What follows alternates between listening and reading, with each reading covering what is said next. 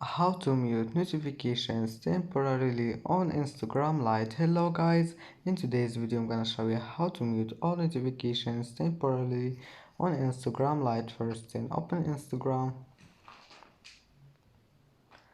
and then click here on your profile in the bottom corner,